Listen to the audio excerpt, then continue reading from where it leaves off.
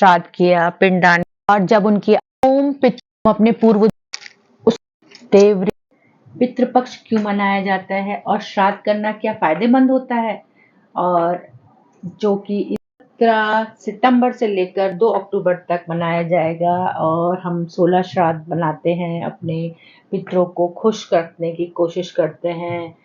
जो हमारे पितृ होते हैं वो 16 दिन हमारे साथ रहते हैं, यमलोक से आकर हमारे परिवार के साथ रहते हैं और हमें अपना आशीर्वाद प्रदान करके जाते हैं।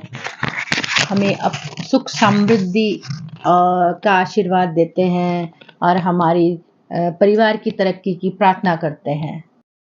और जब हम इस भौतिक जगत में आते हैं ना, तो हमारे ऊपर ना 5 प्रकार के ऋण होते हैं। पितृ ऋण, मातृ ऋण, भूत ऋण, देव ऋण और ऋषि ऋण। ठीक है। और 5 प्रकार के ऋण में से तो आप जैसे जानते ही हैं, मातृ ऋण से हम कभी भी मुक्त नहीं हो सकते। जो माँ का जो स्थान होता है वो कभी भी कोई नहीं ले सकता। न माँ का जो हम ऋण है उसे उतार सकते हैं, क्योंकि माँ जो हमारे लिए किया है, जो हमको 9 महीने गर्भ में रखा, जो पीड़ा उसने सही हमको जन्म देने में, तो हम उसका जो ऋण है वो कभी भी नहीं उतार सकते। ये तो सभी जानते हैं।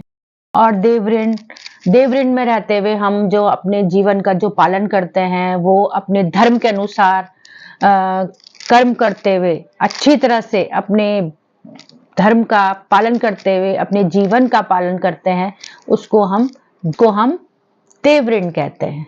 और ऋषि ऋण में ना, जो हमारे जो गुरु होते हैं, जो हमें ज्ञान देते हैं, जो उसको हम सही दिशा में सही उपयोग से अपने जीवन में उतारते हैं, तो उसको हम गुरु ऋण कहते हैं। और भूत ऋण में क्या होता है कि हम प्रकृति का सम्मान करते हैं और उसको हम गंदा नहीं करते, उसका दोहन नहीं करते, हम पेड़ लगाते हैं, उसको हम प्रदूषित नहीं करते, अच्छे अच्छे पेड़ लगाते हैं अपने जीवन काल में, तो उसको हम भूत ऋण कहते हैं। और जो पितृ ऋण होता है ना, उसमें हम श्राद्ध करते हैं। पितृ पक्ष में हम अपने पितरों को याद करते हैं और उनको तर्पण देते हैं, तो हम इस तरह से पितृ ऋण को अपने चुकाते हैं। ठीक है। और इस साल का जो 16 श्राद्ध है ना, वो आखिरी श्राद्ध पड़ता है 2 अक्टूबर अश्विन कृष्ण पक्ष की अमावस्या तक मनाया जाएगा। जो हमारे पूर्वज हैं, जिनके हम वंशज हैं, क्या हम उन्हें जानते हैं? ज्यादा से ज्यादा हम 4 पीढ़ियों तक ज्यादा जानते हैं, बस कि उनके दादा कौन थे या उसके दादा कौन थे या उसके आगे के दादा कौन थे, बस इससे ज्यादा हम नहीं जानते। और ना आधुनिकता के नाम पर हम बिलीव नहीं करते, फैमिली रिचुअल्स को भूल जाते हैं, अपनी जड़ों को भूल जाते हैं, हम अपने पूर्वजों के त्याग को भूल जाते हैं। और उस त्याग को याद करने के लिए हमको ये 16 श्राद्ध दिए गए हैं, ताकि हम उनके प्रति आभार व्यक्त कर सकें, उनको पूज सकें, उनको हम सम्मान कर सकें, उनको हम एक अच्छी मोक्ष दिला सकें। जैसे कि बड़े बड़े पेड़ भी यदि वो जड़ों से नहीं जुड़े होते, तो वो क्या होता है कि थोड़ी सी भी आंधी तूफान में ना वो गिर जाते हैं, उनका अस्तित्व ही खत्म हो जाता है। जो पितृपक्ष होता है, हमें इन्हें अपनी जड़ों से जुड़ने का मौका देता है, हमें अपने पितरों का आशीर्वाद प्रदान कराता है और ईश्वर से ना हम उनकी सद्गति की प्रार्थना करते हैं, उन्हें मोक्ष प्रदान करे भगवान, हम ये प्रार्थना करते हैं। और जो हमारे पितृ होते हैं, हमारे पूर्वज होते हैं, वो त्याग का सूचक होते हैं। हम जो आज यहाँ बैठे हैं, उनके प्रताप से बैठे हैं, उनके आशीर्वाद से बैठे हैं, उनका आशीर्वाद है तो हम बैठे हैं, हम आगे पनप रहे हैं, हम आगे प्रोग्रेस कर रहे हैं, हमारे बच्चे प्रोग्रेस कर रहे हैं, सब कुछ उनके आशीर्वाद से है। ओम पित्रोभय नमः।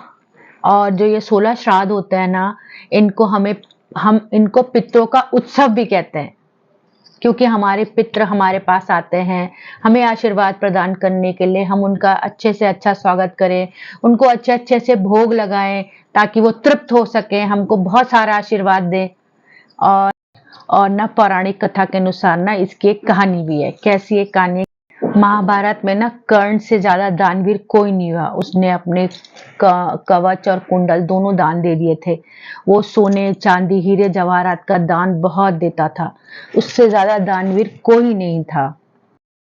जब इंद्रदेव ने कर्ण से कवच और कुंडल मांगा, तो कर्ण को पता था कि यदि ये कवच और कुंडल मांग लिए तो उनका बचना मुश्किल है। तब भी उन्होंने अपने कवच और कुंडल दान दे दिए थे, इतने दानवीर थे कर्ण। और अंत में जब उनकी मृत्यु हुई और जब उनकी आत्मा स्वर्ग पहुंची तो वहां उनका स्वागत हीरा, मोती, सोने, जवाहरात से किया गया। तो उनकी आत्मा तो भोजन के लिए अतृप्त थी, तो उन्होंने बोला मुझे भोजन की जगह ये क्यों परोसा जा रहा है, मेरे को भोजन क्यों नहीं दिया जा रहा है। तो इंद्रदेव ने तब कहा कि आपने कभी अपने पूर्वजों को कभी कोई तर्पण नहीं किया, कोई दान नहीं दिया, कभी कोई भोजन नहीं कराया, तो आपको कैसे मिल पाएगा। और तब कर्ण ने कहा कि उनको तो पता ही नहीं है कि उनके पूर्वज कौन है, तो वो कैसे दान देते। तो कर्ण को फिर उनकी गलती सुधारने का एक मौका दिया गया और उनको 16 दिन के लिए नीचे धरती पर भेजा गया ताकि वो अपनी गलती सुधार सकें और अपने पूर्वजों का तर्पण कर सकें, दान कर सकें, उनका श्राद्ध कर सकें। और तब उन्होंने अपने पूर्वजों का श्राद्ध किया, पिंडदान किया और उन्हीं तिथियों को पितृपक्ष कहा गया है। और एक कहानी तो पौराणिक कथाओं के अनुसार तो ये थी। एक कहानी और है और हम आगे इस वीडियो को कंटिन्यू करते हुए मैं वो कहानी आपको कल सुनाऊंगी। तो अभी के लिए धन्यवाद, राम राम, और फिर कल मिलेंगे एक नई कहानी के साथ। तब तक के लिए आप मेरे वीडियो को लाइक करें, शेयर करें और सब्सक्राइब करना ना भूलें प्लीज। मेरे चैनल को सपोर्ट करें। धन्यवाद।